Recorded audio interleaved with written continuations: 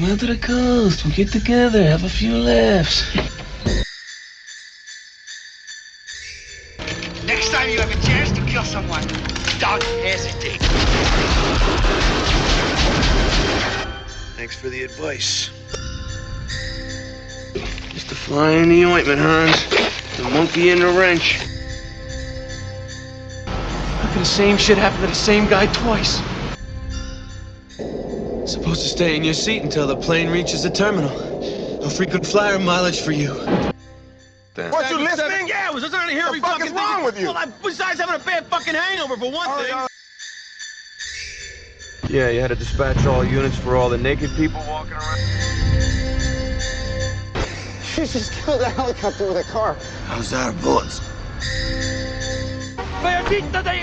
What? Это Москва! Не будет станция! Да! Do you think I understand a word you're saying? Yippee-ki-yay, motherfucker.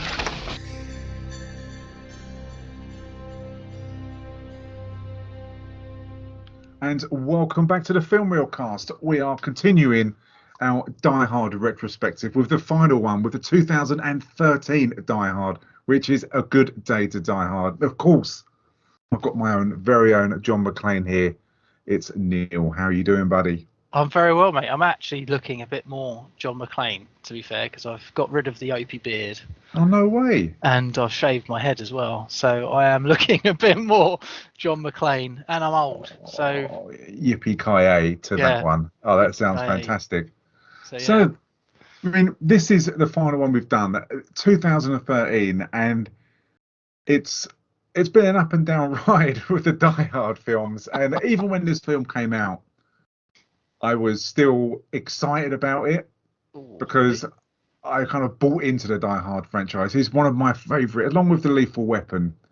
He's one of my favorite action heroes, and I didn't expect a lot, but I wanted a good ride. You know what I mean? Throughout this, because it's been great, and this was going to be his last one because he's aging, he's losing his status as like an A-lister, and I was really let down by this film massively. And it's just fucking terrible. It's really sad. You know what I mean? I think it's going to be, normally we would do it at the end of how we feel, but it's going to be no secret of going through this. It's going to contain spoilers. It will ultimately contain foul language as well, out of pure frustration.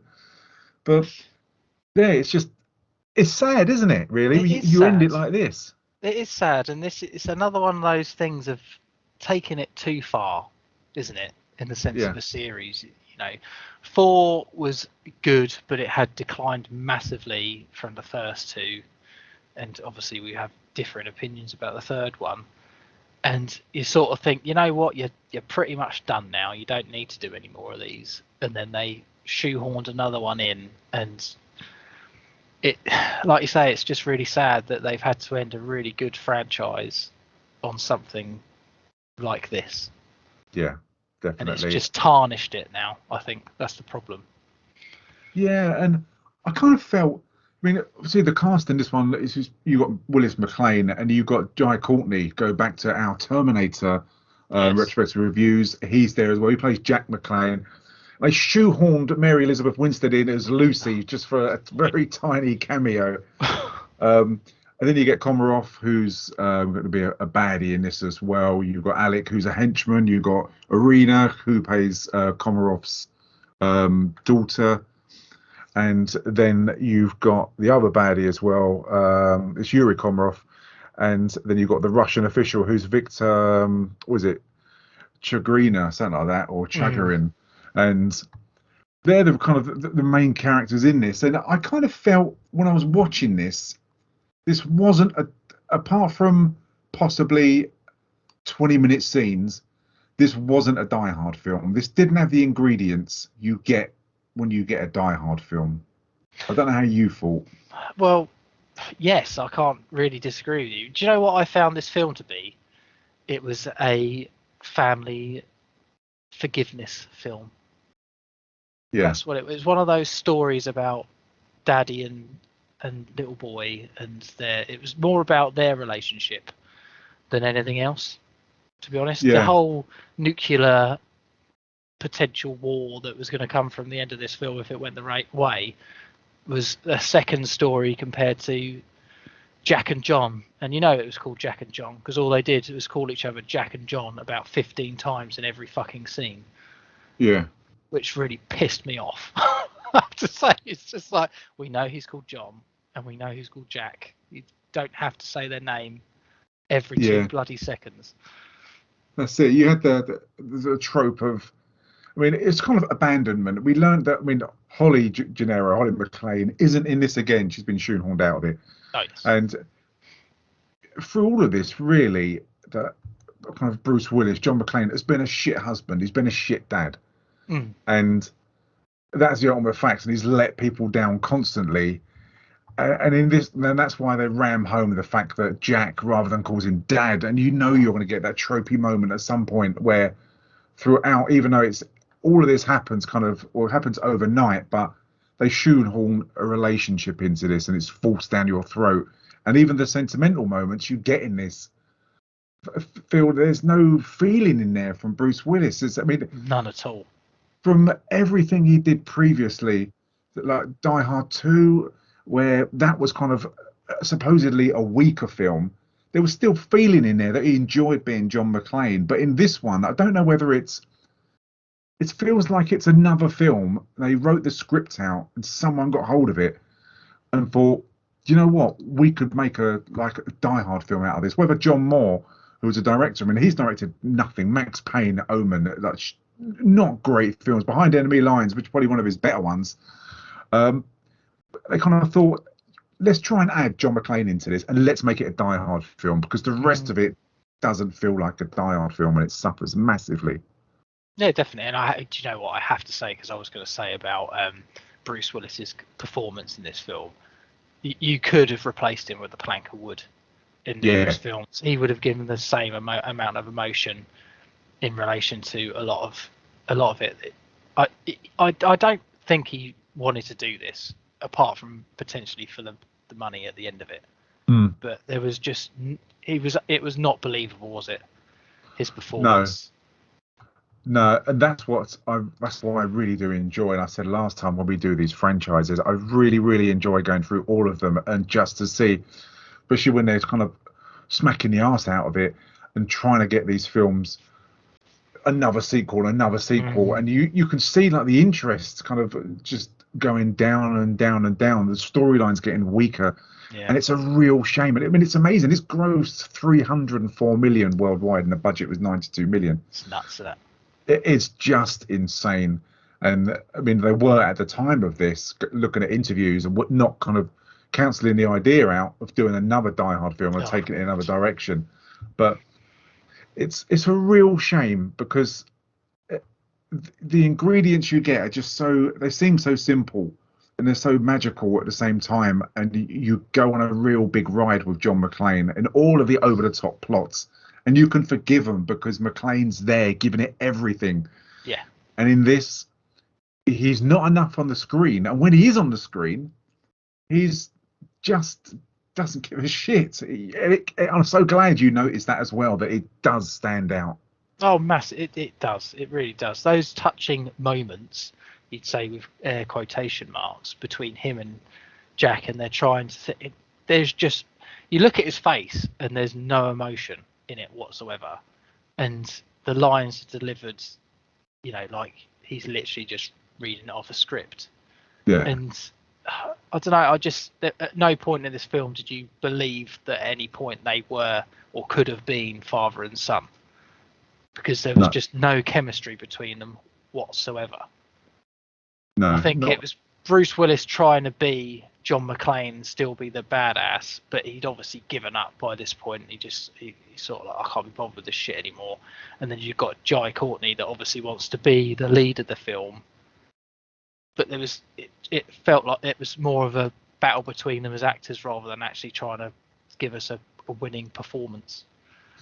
Yeah, definitely. And as usual, the storyline is just so convoluted, and you kind of miss elements as to why they're doing certain things, which is really annoying, because you kind of for anyone who hasn't watched this, I mean, as I said before, this is going to contain spoilers. It shows that Victor Chigarin, who's like a high-standing Russian official, and he used to be in business with Yuri Komarov. They're both together, and Komarov's in prison. He's defected. He's going to go over to America, and that Chigarin believes that he knows where these files are, and he's in prison. He's going to be on trial, and the convoluted way that Jack McClane works for the CIA, assassinates no one. You don't even learn about why he assassinated this person in a nightclub, so he can be tried, and then says that he'll testify against Komarov. And then he gets blown out of prison, and he escapes, and you learn that end of the day that he is kind of working with Chigarin, and that the files that he's got against Chigarin are in Chernobyl, but it turns out it's all fake, and that he's got grade A nuclear weapons there that you don't know who he's going to sell it to. You don't know what the plan is. He's just got it there, and he's double-crossed everyone. Yes, and that is basically the plot. and it just happens in the middle of that. Bruce Willis is there because he finds his son's in trouble, and he goes to help him. And I mean, we'll go into massive detail about a lot of the plot holes, but it's just that isn't a die-hard story for me. You know, there's no odds. There's no Bruce Willis has got to do something. He's not put in this situation, and he's like a tourist in this. He's along for the ride. I'm not being funny. The amount of times in this film he turns around and says, "I'm on vacation." Oh, McClane, shut up. Take it easy, Job. I'm on vacation. Jerk off! All right, let's move, John! On fucking vacation! Come on, time to... Goddamn Americans. You think you're so smart? I'm not that smart. I'm just on vacation. Take it easy, Job. I'm on vacation. Do you know what? It's like, oh, mate. Yeah, say it once, maybe twice at a push, because it's, you know, a comedy. He must have said it 6-7 times in this film after being shot at. I'm on vacation. It's like, shut up. Yeah. You know. But anyway. So yeah, he travels, doesn't he? He finds out from his mate that his son's in trouble, so he decides he's going to go to Moscow, and then you get his daughter Lucy, Mary Elizabeth Winstead, in one of her 2 appearances in this film, dropping him off at the airport, and she's, "Oh, I love you, Dad," and all this, and then you don't see her again until the end. No, and you know what? I got really excited. I got quite excited when they were at the gun range, and when the other police officer Murphy, Amaury, what is it? Nolasco, who's a Mexican who was in Prison Break, and he's a really cool guy, and he's been in a lot of good things. And when he was there, and he gave McClane the file and said, "Look, your son's in trouble." Because I hadn't seen this such a long time, and I managed to block it out of my mind, that I, for some reason, thought he's going to go over to Russia with him. These two together can properly kick ass, and they'll bounce off each other. It'll be like the Lethal Weapon partnership. But that was it. He wasn't in it anymore. No, that's it. He was done. He was gone. That was your bit, mate. See you later. I thought, oh, you're leaving someone good behind.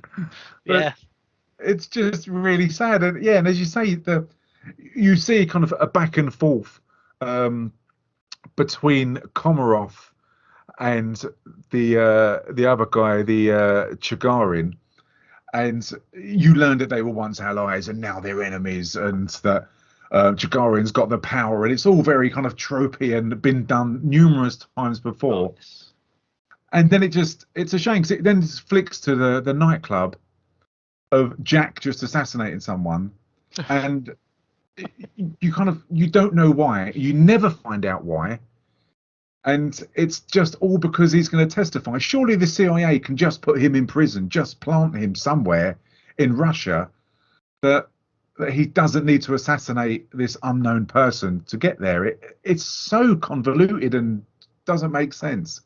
Yeah, no, because when I first watched it, I was like, why is he doing that and just allowing himself to get captured. You know, it was just so blatant. But yeah, I suppose you're right. I guess it was to put him in there without any sort of CIA backlash, if you like, or background. Yeah. So they couldn't put the 2 and 2 together because apparently, according to them, the Russians aren't very intelligent and they wouldn't have figured out who the fuck he was anyway. But there you go. No, exactly. Then suddenly he's been arrested, unconnected at the moment to Yuri Komarov, but then he's going to testify against him. So they put him in court in 2 separate cases next to him, protected in these plastic bulletproof cases, just in case a bomb goes off. But just in case. And I honestly thought, because a lot of the time they go down and they kind of the same ingredients from different films. And when Willis went over to Russia and he's in that taxi cab, just talking as Willis does, and this is when he did seem pretty relaxed. Yes. And I honestly thought this taxi driver is going to either end up at the end of the film and turn up and he'll go, "Don't worry, he's with me." And they do full circle, or he'd bail him out at some point, or like, when we did the Rush Hour and you had that taxi driver in Paris who was driving around.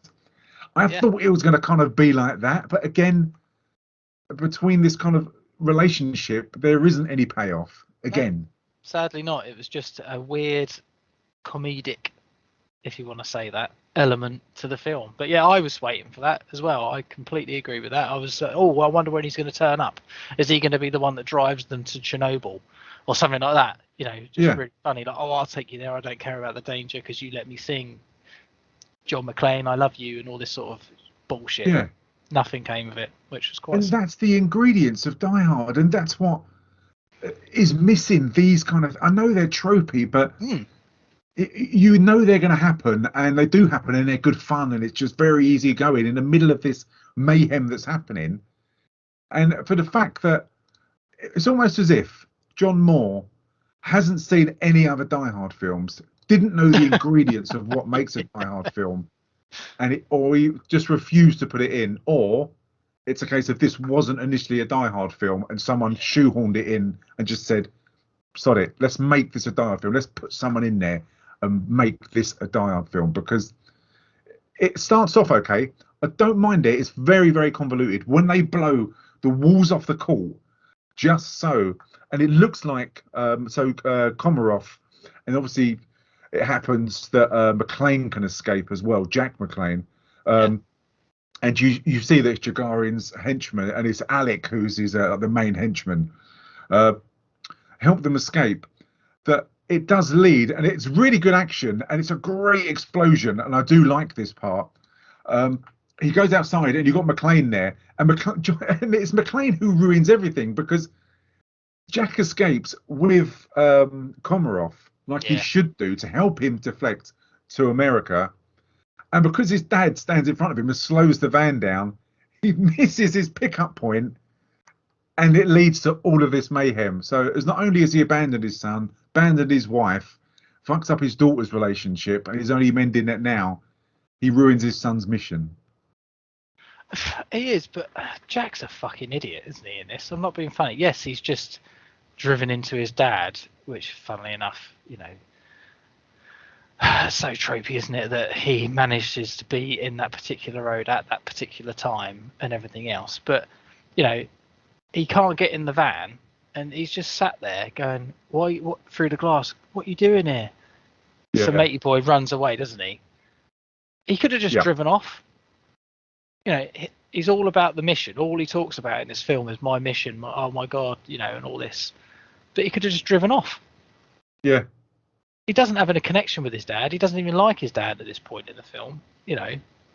But he decides to get out, and then, he's got no interest. He's got the CIA as it's going on. It is monitor him to get to a rendezvous point. I do like the action, and you've got the chase through, and I think this was filmed in like Budapest or Prague or something like that. Moscow, obviously Russia was like massive no to filming anything anti-Russian in this.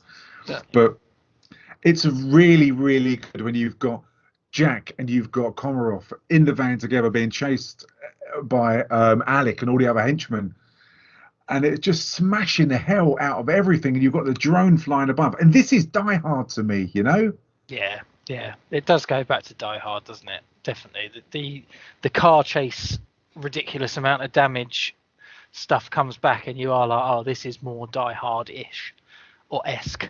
Yeah, 100%, and it's practical effects. You've got massive traffic build up, and then I mean, it's comical that his dad's going to get involved. I mean, he's John McClane. He's not frightened of anything, but thankfully he's in quite a big Mercedes kind of lorry that he can destroy anything, and he does destroy stuff. And I love the fact that when he's driving over these other vehicles in like the vehicle transporter, and he's causing absolute mayhem, and it's just like the McClanes have invaded Russia and they're destroying it. And I really do love that about this part of this film only, may I say, only. It's interesting, isn't it? As this chase goes on, it does get more and more ridiculous, doesn't it? But yeah, when he's in the big sort of armored truck, isn't he? It's quite fun how he just decides to just basically plow through everything. But it's again, you just why would you get in that and chase down your son that's clearly just broken out of prison and stuff? I know it's because it's Die Hard, but it just doesn't make sense, does it? It just and they don't know who John McClane is. When he's chasing the lorry, he was chasing his son. And you get McClane kind of giving that commentary, and again, as you said, mate, he goes, "Oh, I'm on vacation," and he's moaning about that, and he's ramming the vehicle chasing his son, and it's just, it doesn't, I don't know, the payoff isn't really there because he's not kind of personally involved, John McClane. I like it when he's being like an irritant, like there's a tourist at Nakatomi, he's pissing them off and he's winding them up, and they know he's there, and it's cat and mouse, and that's when I think he's at his best, which works really well in Die Hard 3, and to a certain extent, well with General Stewart or Major Stewart and General Grant. It does work well, but this chase is frantic as they come. Practical effects rather than special effects, which is working, but there's no personal investment for me for John McClane to be involved in this. No, not at all, and I completely agree. I think the first 4 films, he plays the character well, where he's obviously, he has some sort of relationship with the bad guys in the sense of his annoyance and the fact that he's going out of his way to ruin their day is fun, isn't it? It's what John McClane does. He's like, well, I'm in this now, so I'm just going to piss you off and cause as much carnage as possible. Yeah, but man, he does. He does, though, doesn't he? That is who he is. But, you know, in this one, it's just, like you say, there's no payoff. He's in a foreign country, involved in something that he has no idea about. It's not affecting him personally, apart from the fact that his son's driven away from him after being blown out of prison. Yeah. But there's still not enough there. But, because he crashes his big truck, doesn't he? And then the scene when he gets run over by another big Mercedes, doesn't he? 4x4, which would have fucking probably knocked him out at the very least. And then he just slaps that guy saying, I'm on vacation again. Yeah. And then it gets even more ridiculous, doesn't it? Yeah, it is so over the top. It's like fucking Monster Truck Rally. Yes. When he's driving over everything. And it is over the top, but I've got to admit, I'm having fun because this is what I want from a Die Hard film. I love this action and I want more of it. I want it to be just the kind of the pre-boiling point to something even bigger that's going to happen. And I think if I'm getting this within the first, say, 25 minutes of the film, what am I going to get for the massive great crescendo at the end of it? And I can't disagree with you, Stu, completely with everything you said there. But do you know what took me out of it? When he answers the phone to Lucy. When he's driving, yeah. And he's driving, going all over these things, chasing, and he's like, "Oh, hi, honey. Oh, is Jack there?" It's, "Oh, yeah, no, he's just not right now," and all this. And it's, "Oh, don't hang up." It's, "Oh, fuck off." It's not funny. I know it's supposed to be funny, but it just wasn't. No, I completely agree, because that's bordering on like slapstick humor that you don't get in these kind of Die Hard films, and you just concentrate on the action, throw McClane out of his depth into a situation where he's got no control, and he manages it just by pure mayhem, and he doesn't do that whilst talking on the phone. And I completely agree. I thought that was a step too far when it comes to like the comedy side of things. And again, it's the action does keep going, and I'm still invested in this at this point when they go to the safe house, and they meet the CIA contact, and it was inevitable. But at that point, when they get to the safe house, that wasn't going to be the safe house, and when kind of the henchmen do turn up, take out Jack's contact, and then they keep going. Oh God, this scene is oh my God, honestly. It was fairly predictable, wasn't it? Let's be fair. But it was the way they portrayed it in certain elements was really quite fun. And I like the fact that the dickhead CIA agent got shot in the head because he was a knob. Yeah. But when John McClane picks up that massive machine gun, and they all just keep flying, even though the first guys got shot out of the agents that are flooding in, it's like lemmings. Yes. Isn't it? They just one after the other. They just keep coming through the door. It was a computer game. It's as if like the AI where someone spawns in a computer game and you sit there and you can just take them out. That is exactly what I thought. They all run through the door at the same point and get killed one after the other. It was so strange. It was ridiculous. I'm sat there going, you would stop running. It's what? Yeah. Maybe 1, 2, 3 people, but then like I said, 4, 5, 6, 7, and he's just shooting. It was like, mate, you fucking stop and go. I'm not going in there. You got to be kidding me. Yeah, you would do if you were going to walk through a door where someone's firing a machine gun, and the other side of that door there's a pile of bodies which are your colleagues. You think, well, I'm going to slow down, and but they kept running because that's their job. It was just ridiculous. It was ants, honestly. But and whilst you're at the safe house, that's a moment when you get Yuri Komarov. He calls his daughter because his daughter is part of the deal that he wants to kind of bring with him. His daughter's Irina, and I do like the twists in this, to be honest, and I think the twists do work really well because at the moment you're on the side of the fact that Komarov and his daughter are victims of the political situation, and that Jack's over the top nice and caring to Komarov. Like, you okay? I'll make sure nothing happens to you. I've got your back, and he's really, really nice to him, which is the payoff of when he turns at the end that I cared about you and I trusted you, bollocks, that you know you're going to get at some point, you know? Yeah. I mean, come on, did you see the fact that she double-crossed him, potentially? Because that was where the twist was at the end, I guess, wasn't it? But at this point, did you see the daughter double-crossing the dad? What, as in what way? Would you put a gun to his head? Yeah. Well, I was surprised.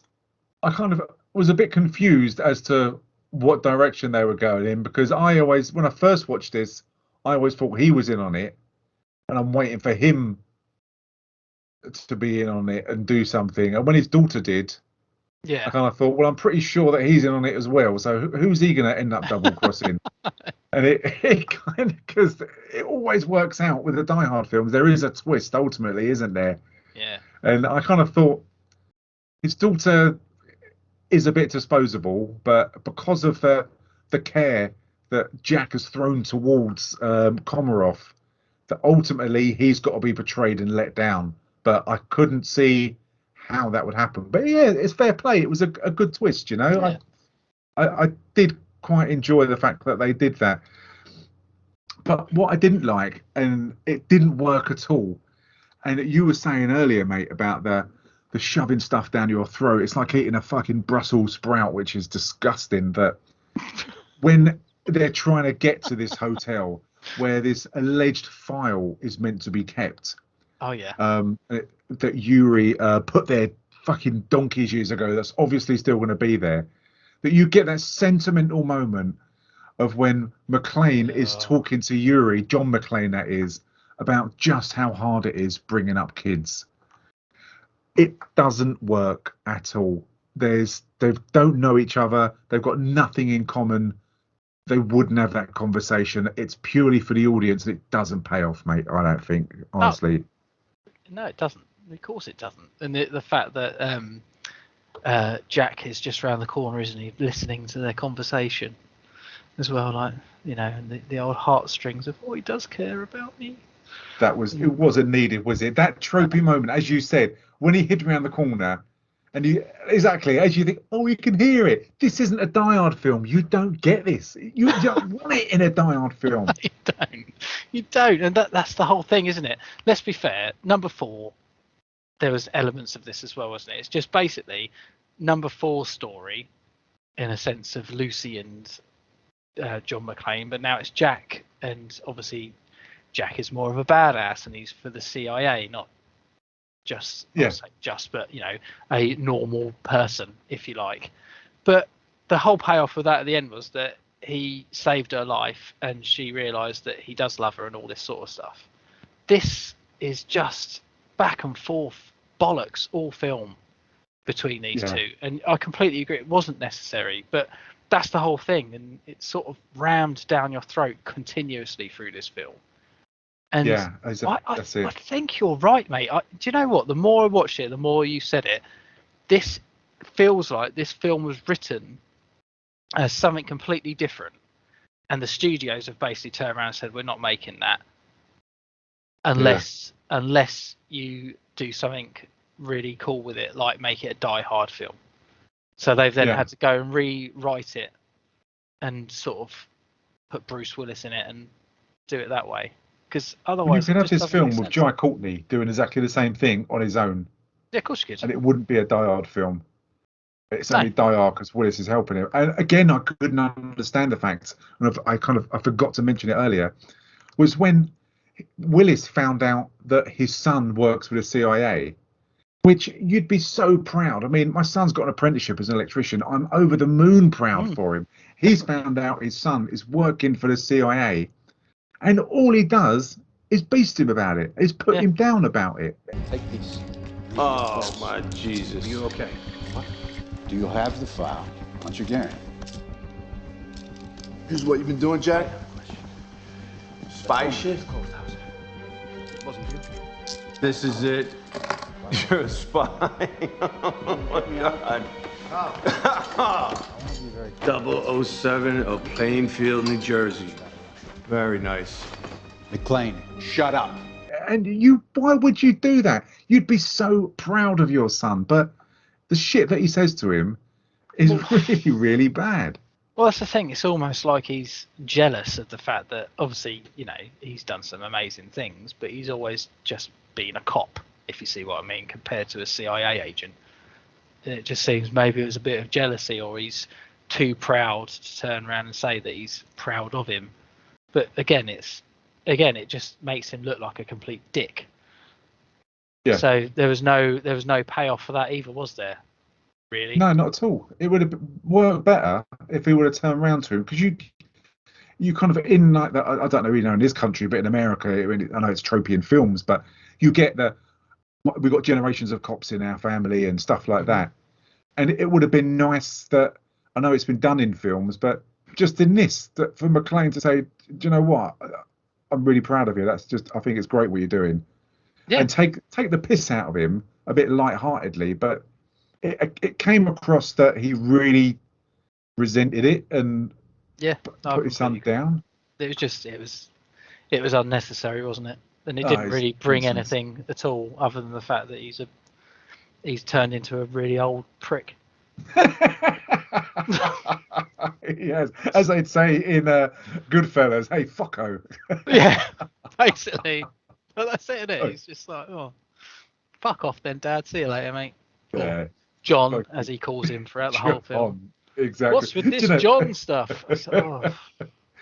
When they're in the ballroom, when you learn that Arena is in on it, and she puts the gun to her dad's throat, and that's when Alec comes in, and who's like working on behalf of Chigari. the guy Alec was eating a carrot, and I got flashbacks to shoot him up because he's standing there, and I thought, oh my god, Neil's gonna have PTSD. Thankfully, he doesn't try and kill anyone with a carrot. See, little does he know that he's holding a deadly weapon, a carrot. Yes, he could put that through someone's skull if he was. It's so good. And again, it gets tropey here because Komarov is led away by the rest of the henchmen and also Irina as well.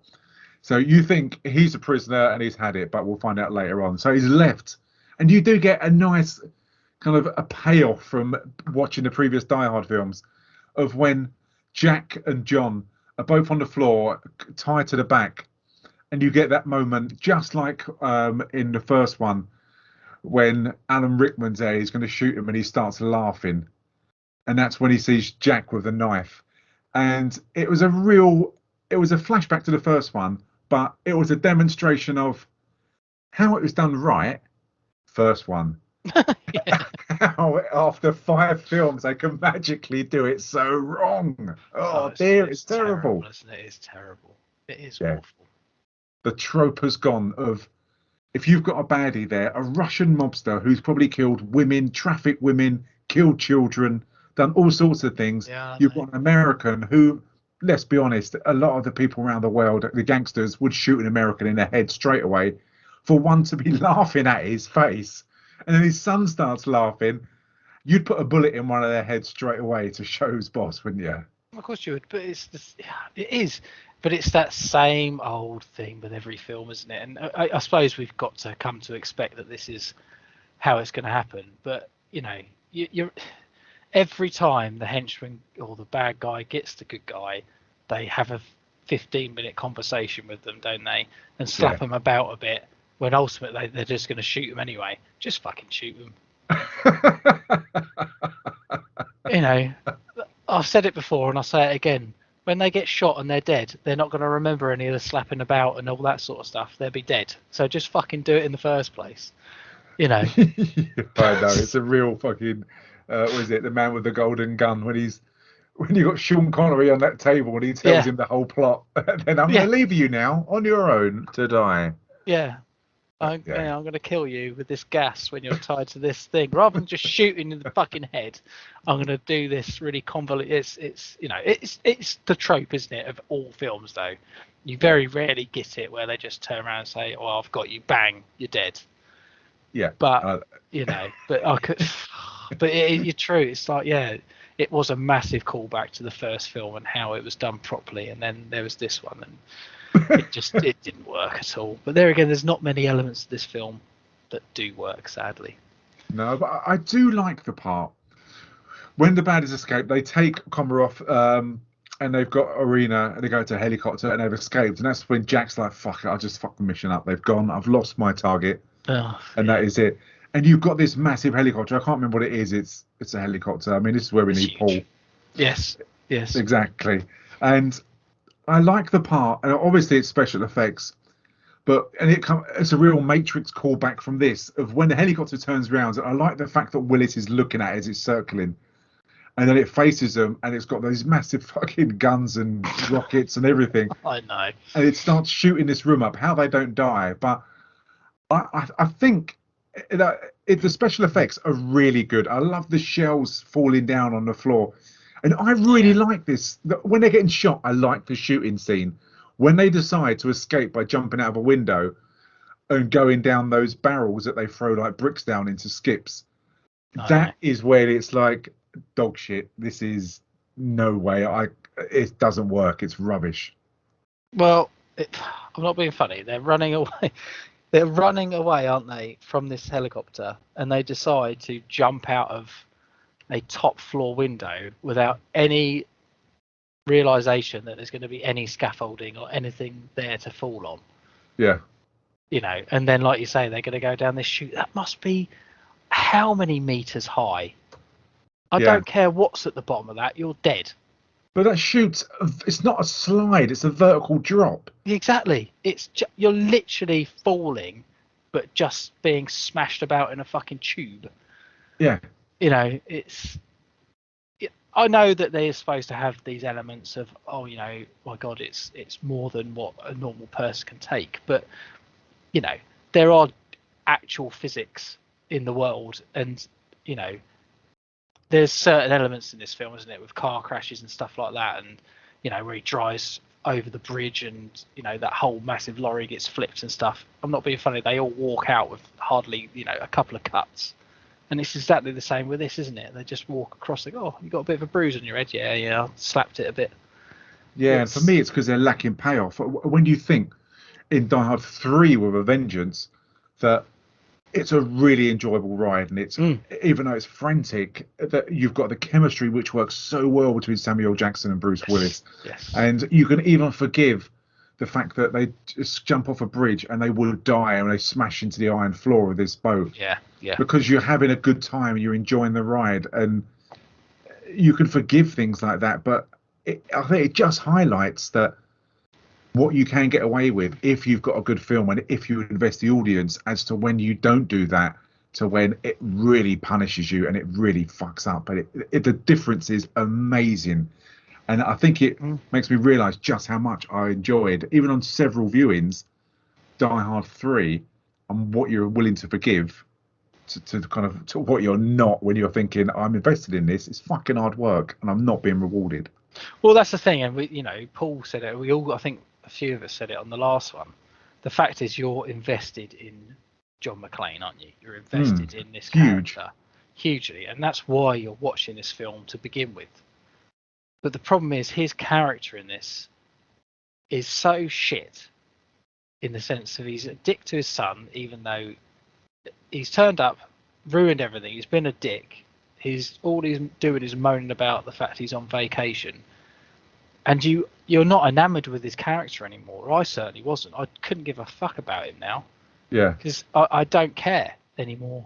But like you say, with the first few, especially the third one, in the sense of the relationship with Samuel Jackson, you're completely right. You can forgive the ridiculously over top bits, in a sense. Even in the fourth one, because with the relationship with Farrell and him was fun. And they had a chemistry.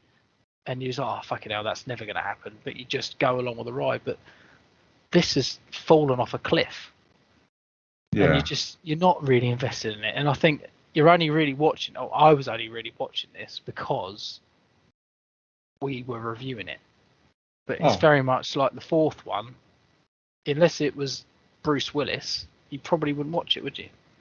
No, oh God, no, definitely. And it would have been interesting to see if Willis was taken out of this and it was called something different, like the Russia Files or something like that, whether you would have watched it and thought, yeah, it's not a bad action film, it's pretty good. But as we said last time, go on, mate. It wouldn't have earned 300 odd million. Oh no, definitely not. But we're kind of comparing everything in the equivalent of Die Hard's like MCU, and which is tough for the films. But I kind of brought back a little bit when you get that moment when Jack is a bit obviously crushed because of what's happened, and Willis is thankfully is not giving him that pep talk and like a father and son, but he's trying to give his son a kick up the arse, as in, especially when he says like, I don't know what to do. He goes, well, you don't know. Well, why don't you know? You should know. This is what we do. And I quite like that side of things because it wasn't too soppy. And I think if they would have tried to get a soppy male bonding moment after being together for a couple of hours, it would have ruined it. And it gave us, the audience, another little backstory as well, when he talks about both the fact that Gagarin and Komarov worked together and that they siphoned weapons grade uranium, and but it goes on the ridiculous that they were responsible for the Chernobyl disaster. And it's like, and I hate it when they talk about real events, real tragic events, and they use a dog shit film to link them to those real events. I mean, I kind of find it insulting to the families who lost loved ones. Definitely. And you think, why are you doing this? It's nothing to do with that. There are really good reasons. Everyone knows about Chernobyl. There's some great, Chernobyl itself, the program, amazing. Don't link it to a real event. Keep it away. Well, that's the thing. You could have made anything up, couldn't you? At the end of the day, it's a fantasy. It's a fantasy world. It's a film. You don't doesn't have to be real, does it? At the end of the day, you could have said any sort of disaster. Yeah. That wasn't avidly on the news or whatever. These things happen and we don't hear about it all the time. So, but yeah, completely agree. Why it had to be linked to something we know about is insulting. Yeah. It is insulting. It's crap. So. Now they've got to go to Chernobyl to get the uranium. Is it uranium? It's weapons grade uranium, isn't it? Yeah, weapons grade uranium. And I don't understand, because you see them go there, and that's when kind of all of the henchmen go there first of all. And why McClane? I mean, they haven't got a Geiger counter. He's wearing protection, as in a leather jacket and a tack vest. And there's no mention of the fact of, is it safe there? We parked our BMW up in somewhere in Chernobyl, and we're walking around, and they're not worried about it. There's no mention, I don't think, is there, of getting kind of any nuclear fallout, kind of sickness or radiation poisoning. Well, it's just interesting, isn't it? First of all, before we get there, the fact that they managed to steal a car that's got a ridiculous amount of guns in the boot is just fuck my life. And he's like, how did you know they were in there? Oh, well, they're not allowed their guns in the club. Yeah, because they just put all their fucking massive assault rifles and everything in a boot, don't they, of the car, and leave it outside. It's absolute nonsense. That's comical, isn't it? Oh. That they know for a fact when they go to kind of like these Chechnyan warlords, whoever they are, when they go to a nightclub for a drink, because they're not allowed weapons inside, each car's got like a fucking armory of machine guns and bazookas.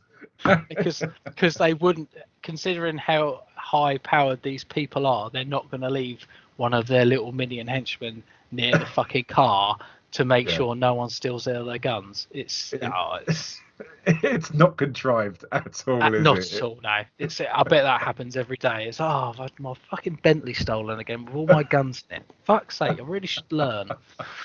So good. And thankfully, the baddies, thankfully, Alec and Arena and Komarov, they were wearing their hazmat suits, and I found it really annoying, because I thought, I don't know who's who, but conveniently they work out that the amount of radiation there isn't a problem. And that's where the massive plot thickens, because Alec's saying to Komarov, get the files. The deal was get the files, otherwise that's it, you're dead. And then dun dun dun, Komarov then puts a gun to Alec's head and he kills him, and then you realise that Irina and Komarov are in it together, and they are the main baddies. And then he rings up, which I did quite like, and it was really convenient that when he rings up Gagarin and he tells him that I'm in control now, he's getting a massage, and the baddie who's going to break his neck just happens to be in the room at the same time. Definitely. I mean, that's timing. Oh, that timing. Timing. Impeccable. Isn't it? It is. It's unreal. He obviously knew how long it was going to be to drill into that vault. How long it was definitely going to be when he's going to be alone, so he could shoot. Oh, it's just.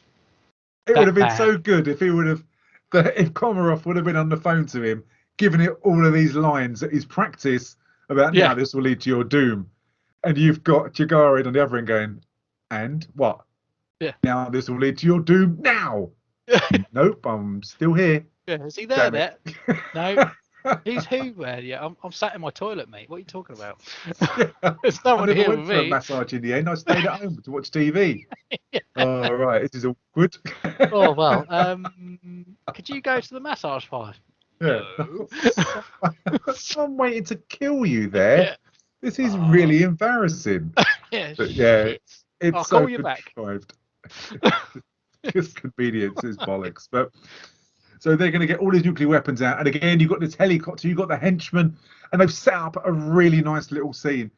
And all the way through this, you've got going unannounced. You've got Jack and Jill, going through the set of Chernobyl, which I quite like. It reminds me of like a Call of Duty kind of level, and it looks quite good. It looks quite eerie. I'd like to have seen a bit more of it. But you ultimately are waiting for Jack to come face to face with Komarov, for him to then discover that he's a baddie. And the acting when he comes, because everyone leaves, and when you've got Komarov there on his own, I'm just going to do a final check before we leave, and he stumbles thankfully upon Jack. And when he turns round and acts all weak and faint, it's like, oh my God, this acting is fucking terrible. I mean, yeah, I know. You don't have to work too hard at acting badly. Seriously, you're doing a good job. You're doing great. Yeah. Oh, honestly, yeah, it's awful, isn't it? But let's be fair. If he was anybody else, he would have turned around and gone, "All right, mate, just you can stop now." You know, just stop up there. It's just we know you're the bad guy. Clearly, you're fine. Yeah, it's weak, but. Whilst he's looking around, even Willis Senior is starting to clock that something's wrong, and then the penny drops, and then Jack realizes that something's wrong, and that he knows he's been double crossed. And really, this leads to you've only got you've got 10 minutes left of this film, and they really do manage to shoehorn quite a lot of action in this. You've got Willis who decides to go up in a helicopter and drives a fucking jeep out the back of it, which saves his son who's being killed by Irina, who's flying a helicopter. And then you've got Jack who ends up fighting Komarov. And I love these films when every person has got someone to fight. It's really convenient, even in all the films when there's been massive battles, that everyone's got a partner to fight who's equal. And yes. It was, I mean, we spoke last week that the film suffered because it was like a PG-13. That this one, they ramped it up, and there was a lot of hope because it's going to be an R. And you get the payoff for this when you've got Irina looking for her dad, hoping that he's okay. And then she witnesses Jack virtually pick her dad up, throw him through the rotor blades of the helicopter, which is so unnecessary, and just get cut to bits. It was, but you know. Do you know what though? This is a die-hard film now, though, isn't it? Because the last two, they have basically crammed as much action as they can do in the last 10 minutes, which is exactly the same as the third and the fourth one, wasn't it? Where you're like, my God, you've got quite a lot you could do with this, but you've decided to ram it all into the last 10 minutes and make it really frustrating to watch. Yeah, in a sense. And it's weird because even though there's real kinetic and frantic action going on, and as I say, Willis is in the helicopter that's causing mayhem, it still doesn't feel like a die-hard film to me. No, because I love it when they know who Bruce Willis is, when they know that Nakatomi Plaza, when they put him down and ridicule him, and he comes back with his wisecracks. And I think it works well in America. I don't think it works well in Russia when people don't know who he is, and he's just an irritant to them. Yeah. And it's a shame because I do like this action. I love the fact that the daughter sees her dad thrown through the rotor blades of a helicopter, and then Willis is flying this helicopter or hanging this jeep out the back of his helicopter, which causes it, and she gets so angry that she drives and commits suicide, flies his helicopter into this building, and they jump into this swimming pool with like all radiated water in it, no doubt. Apparently it was rainwater, because he gets out and he goes, "Oh, I'm going to grow a third arm," and he goes, "No, that's rainwater." How he knows that's rainwater, I don't know. Maybe in the CIA they take waterology or something like that. Yeah, I don't know. It. He goes, "I can tell that's not irradiated." 3-day-old rainwater. So I've used my penis to test that. So it works out that she kills herself, and that's it. And they get their sentimental moment. I mean, all the baddies are dead, and I love the action. It doesn't feel like Die Hard, don't get me wrong, but I do like the action in this, and I don't like the sentimental moment straight after it when they're both sitting by that pool, and you get that bonding between them. It just feels uncomfortable. It's not nice watching, you know. Yeah, well, yeah, because they're both in the water. Well, first of all, sorry, I just have to go back. When Bruce Willis is thrown from the helicopter through that window, and he's absolutely fine. You know, he's been thrown about 100 feet through all sorts of stuff, and he's absolutely fine. He's like, oh shit, I'll just get up because she's now flying that helicopter at me. It's utter bollocks, isn't it? Yeah, and it's weird because again, it's like you look at these things and you raise an eyebrow because I think I've invested. Like, what is this film? Even though it's an hour and 38 minutes long, you think, I'm just not getting the payoff that I want. It's not Die Hard to me. This is just another film, and I don't like the fact that the CIA fly them back home, and again when they land at the airport. You've got bloody poor old Mary Elizabeth Winstead there. Again, she gets another little minor part of hugging her brother. Who, what? Has she seen her brother in the last 10 years? I don't know. Just like, I'd love it if she ran up to him and it was like, who the fuck are you? Yeah, all right, Dad. Who's this guy? That's your brother. Is it? Oh. Yeah, can you take your tongue out his throat, please? Yeah. No, but yeah, I have to say, Stu, just quickly going back to your point, that bit in the water, when they got out and he starts going, Dad, and he's like, I'm here. God. Did you call me Dad? No, you must have swimmer's ear. And it's yeah. It's sentimental, and there's scenes that bring bile up in your throat, and that's one of them. Yeah. That is well and truly one of them, because it's acted terribly. It's unbelievable, and it just wouldn't happen. And they shoehorn this in. And at the end of it, when they all land at the airport and they're one happy family again, no doubt within the next half an hour, McClane will do something wrong and alienate both of his children yet again. And it's just wrong. I was expecting Holly to run down the runway, going, "Oh my God, I forgive you, John." You know. And all this. Honestly, that's what I thought was going to happen, because it's so fucking horrendous. That would have been so fucking funny, though, wouldn't it? Yeah, it would have been funny. But oh dear, I would have fucking pissed my pants if that had happened. It's like those films where the trains go in, and you see them running next to the train, blowing kisses. That you would have seen Holly McClane or Holly Gennaro there. It would have been. I would have loved it. But sadly, that's it. That's the Die Hard franchise done. And I've got a feeling I might know. I'm going to write down the order I think you're going to say from good to bad. Oh, really? And I think it might be the same as mine. That. Oh, I don't think it will be. Oh, really? Okay, I'm going to say that you're going to say the same as me, and my order of films is 1, 3, 2, 4, 5. Yeah, see, I'm different. I'm 1, 2, 4, 3, 5. Really? 1, 2, 4, 3, 5. Wow. So I'm really surprised. So Die Hard with a Vengeance is your fourth least favourite. Yeah, all because of the end. And I said it before. I think the film itself was really clever, but the final third was just rubbish, and it really annoyed me.